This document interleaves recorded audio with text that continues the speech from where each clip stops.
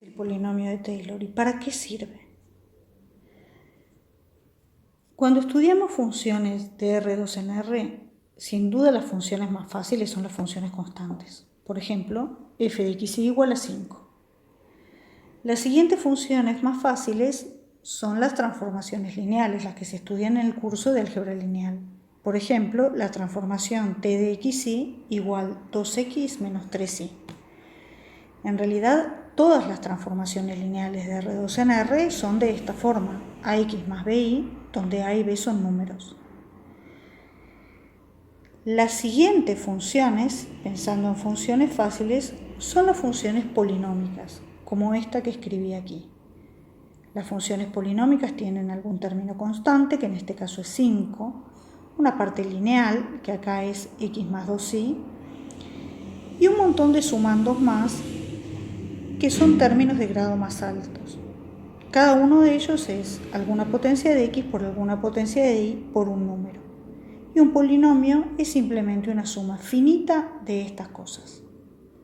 Nos encantaría que en el curso de cálculo de varias variables todas las funciones fueran funciones polinómicas. La vida sería muy fácil. ¿Y qué nos dice el teorema de Taylor? Nos dice que si nos interesa conocer una función difícil, f, cerca de un punto A de su dominio, siempre podemos pensar que es un polinomio. Bueno, más o menos, siempre que la podamos derivar muchas veces. ¿Pero qué quiere decir que podemos pensar que es un polinomio? Para darle sentido a esta afirmación, tenemos que decir de forma un poco más formal qué es lo que dice el teorema de Taylor.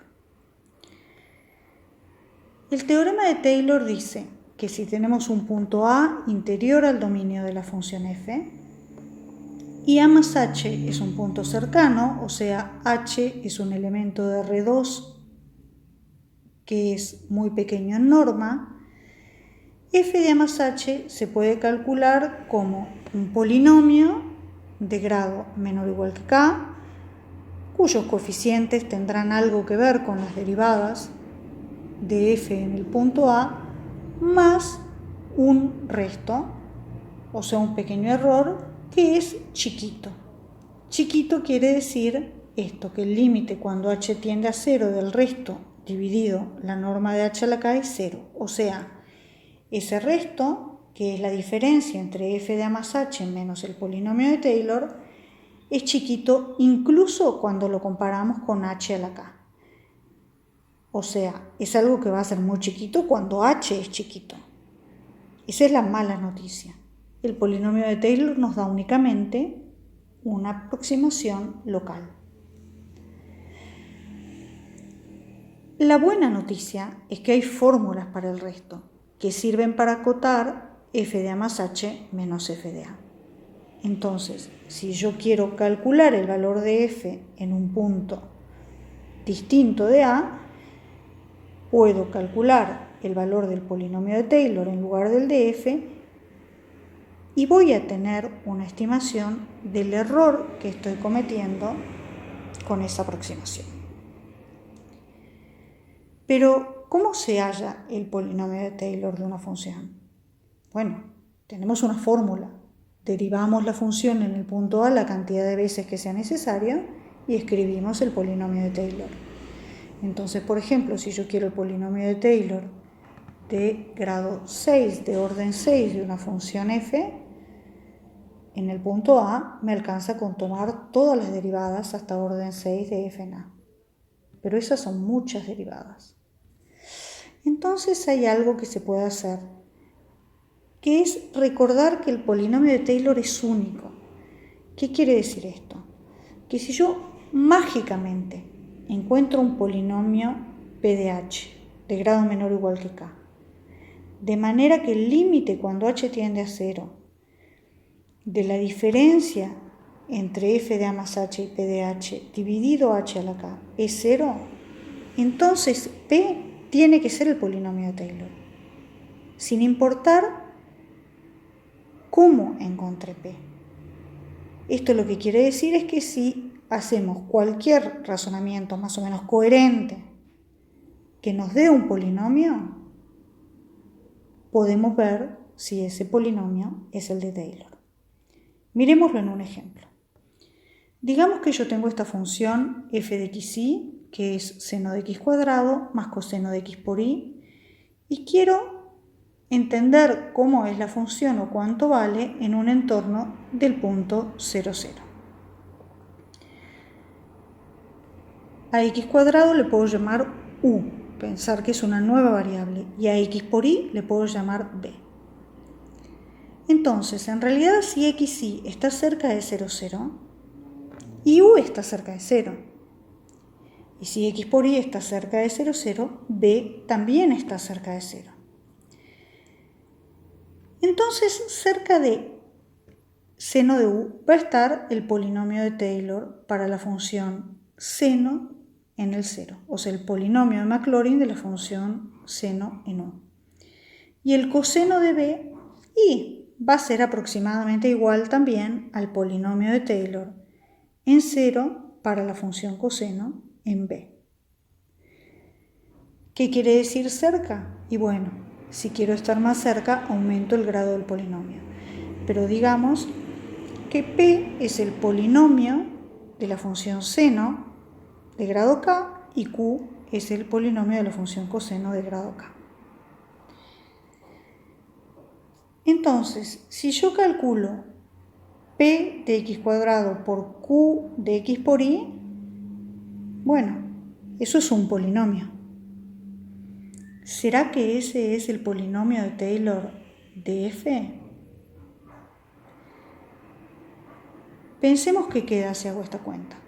Si hago p de x cuadrado más q de x por y, donde p y q son los polinomios de orden k de las funciones seno y coseno, me van a quedar términos de grado menor o igual que k y me van a quedar términos de grado mayor que k posiblemente. Digamos que resto esos términos de grado mayor que k y me quedo con una expresión p de xy, que es una función polinómica de grado menor o igual que k en las dos variables x e y. Ese es mi candidato a polinomio de Taylor, de f. ¿Cómo verifico que es el polinomio de Taylor de f? Tengo que probar que f de xy menos p de xy dividido la norma de xy a la k tiende a 0 cuando xy tiende a 0, 0. Si pasa eso, p tiene que ser el polinomio de Taylor. Y la buena noticia es que sí pasa eso. O sea, si hago un razonamiento verosímil en que pienso que esto aproxima a esto y esto aproxima a esto y obtengo un polinomio, si no cometí ningún error, el polinomio que voy a obtener va a ser el polinomio de Taylor y, lo que es muy importante, voy a poder demostrarlo. Pero ¿qué más nos dice el polinomio de Taylor sobre f de xy? ¿Sirve para algo más que calcular valores funcionales, lo cual ya es bastante? Sí, por ejemplo, el polinomio de Taylor nos da muchísima información local. Casi cualquier dato local que queramos saber sobre f lo podemos ver en el polinomio de Taylor. Un ejemplo es la clasificación de extremos.